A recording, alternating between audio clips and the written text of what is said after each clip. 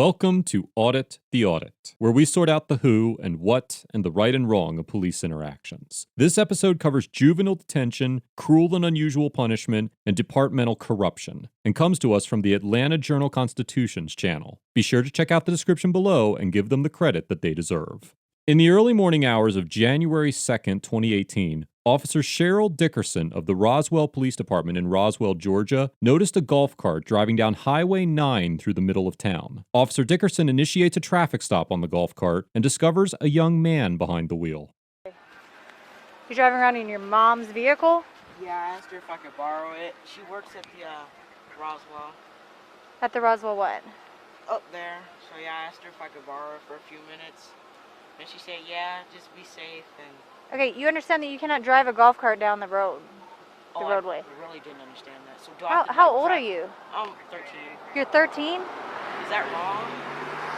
Yeah, it's pretty bad. Like a car could slam into the back of you, not realizing Do you're... you want me to drive on Well, this? hold on. What, do you have ID on you or anything like that? What are you doing out here at 13 years old? I'm going to Starbucks. You're going to Starbucks? Where does your mom work? She works up at Roswell. I'm just... At Roswell what? Like, down there at Roswell. Where does she work? What's the name of the The business? apartments. The Roswell apartments. She, like, is a manager over there. Okay.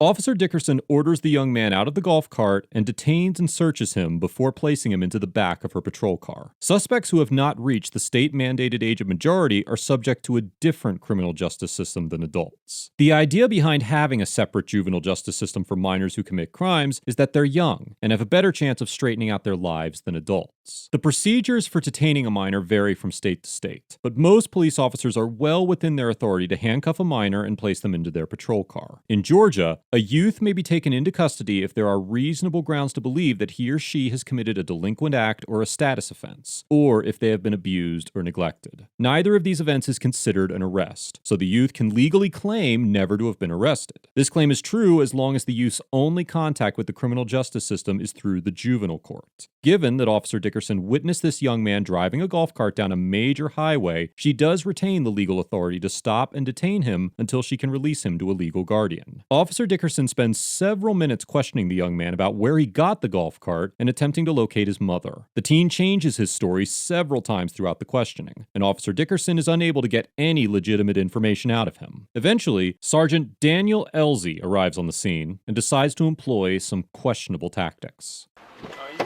He's seatbelted in. Hey man, here's what I'm going to come back and ask you for a few minutes. Oh. Your mother's name, your mother's phone number, and the address where you live. You understand that? Please on it. Sorry. Click on it. Shut up. I'm just going to move out of the way. Facilitate a little. So you think for a few minutes about where you live, and I'll be back with you in a minute. Sergeant Elsie gets into Officer Dickerson's patrol car and turns the heater off and rolls down the windows while the teen is still handcuffed in the back seat. It has been reported that the temperature in Roswell was somewhere between 12 to 18 degrees on the night of this interaction. Officer Dixon, you can come in my passenger seat for a few minutes. Okay. Yeah, he ain't gonna say anything if it's warm. If what? I said he ain't gonna say anything if he's back there in the back seat and it's warm. Oh. So he can sit over there and be cold. Well, okay. That's why I rolled your windows down. Oh. That's fine. And a few minutes to think about it. should I call an 85 for the golf cart? Yeah. Okay. Let him get a little chilly. Maybe that'll work. Alright, partner, what's your name? I'm sorry? Getting cold yet, Anthony? You can take it. Cool. So can I. Because I've got heat in this car. So here's where we're at. With the Roswell Police Department. Look at me when I'm speaking to you. My name is Sergeant Elsie with the Roswell Police Department. Okay? You can't be driving a golf cart in the streets. You understand that, right? I'm pretty sure that's not your golf cart. Is that fair to assume? Where did you get the golf cart from? What school? Yeah, I can see your breath. Pretty cold back there. Keep telling me.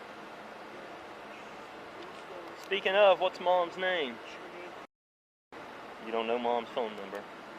All right, well, I'll tell you what. I'm gonna drive to this address you gave me. You live in Alpha. To this address. You're gonna hang tight right here, since you can't remember Mom's phone number. And if I can make contact with Mom, then we'll get some heat going. He's freezing him out. He's about to drive to the address that he gave. Mom will turn the heat on in the car. It's chilly, chilly. Signal 18 for wrong way driver. Aw, man. Is it cold in the car, you're asking? Yeah, it's freezing in there. Well, he's got all the windows rolled down and the heat off.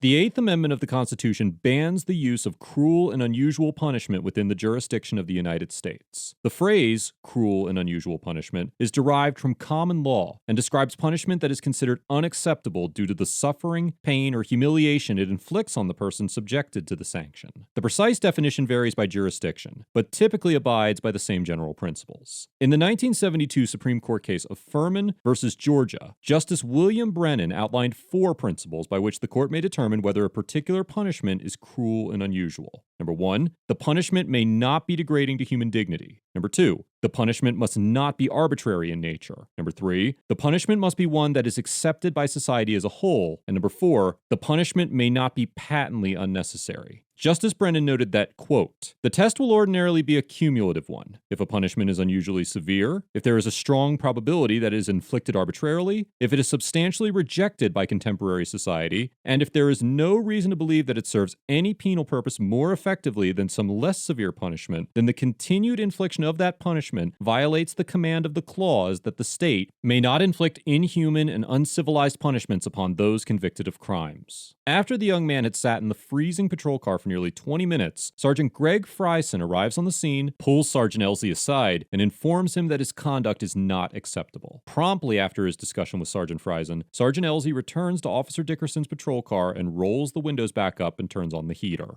Huh? Stay over here. Are they having some super secret?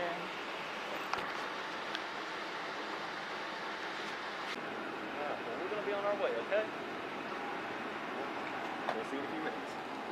Eventually, the teen told the officers where he lived, and the officers took him home and released him into his mother's custody. The officers towed the golf cart, but were never able to locate its owner. Several months after the incident, a memo was leaked revealing that a fellow Roswell officer raised questions about Sergeant Elsie's conduct in March of 2018, but internal documents acquired by the 11 Alive news team revealed that Sergeant Elsie was never punished following the incident, despite the fact that Lieutenant Bernie Holland, who was Sergeant Elsie's supervisor, reviewed the body camera footage shortly after the incident took place. In fact, Sergeant Elsie was awarded Supervisor of the Year in April of 2018. And although the award was for 2017, the Internal Awards Committee made its decision in late January of 2018, just weeks after this encounter. The documents obtained by the 11 Alive news team also revealed that Roswell PD supervisors scored Sergeant Elsie higher than Sergeant Frison on their annual review, while acknowledging that Sergeant Frison correctly intervened in Sergeant Elsie's act of misconduct. No official investigation was launched into Sergeant Elsie's conduct until the 11 Alive team requested the body cam footage of the incident 7 months after it occurred. Roswell Police Chief Rusty Grant initially requested the Georgia Bureau of Investigations take over the investigation, but the GBI refused to take the case and recommended that the Fulton County District Attorney carry out the investigation. Sergeant Elsie has been placed on administrative leave pending the results of the ongoing investigation.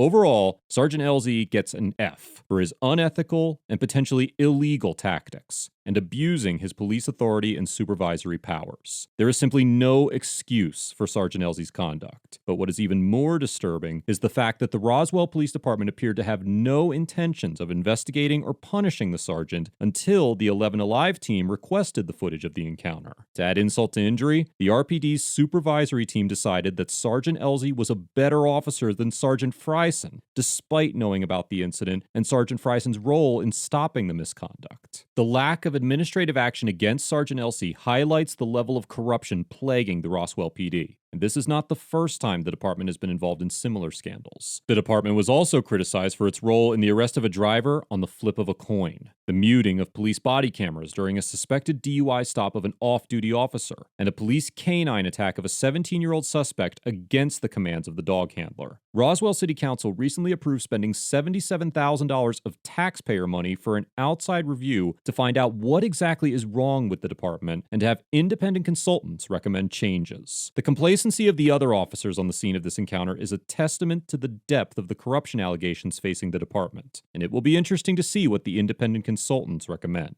Until then, I highly recommend checking out the description below and following up on the investigation through the 11 Alive team's coverage. Sergeant Frison and the 11 Alive news team both get an A+, because without their intervention, it is very likely that Sergeant Elsey would still be patrolling the streets of Roswell and abusing his authority with impunity. Corruption and misconduct rarely exposes itself from within departments, and it is the duty of good officers and respectable journalists to expose that corruption and hold the appropriate officials accountable for their actions. As this country slowly edges closer to sweeping police reform, upstanding officers and journalists are becoming an extremely valuable asset within the national dialogue of police misconduct, and it is more important now than ever that their voices be heard. I commend Sergeant Frison for his courage to step forward and put a stop to the misconduct playing out before him, and I commend the 11 Alive news team for their relentless demands for the truth and accountability. Let us know if there is an interaction or legal topic you would like us to discuss in the comments below. Thank you for watching, and don't forget to like and subscribe for more police interaction content.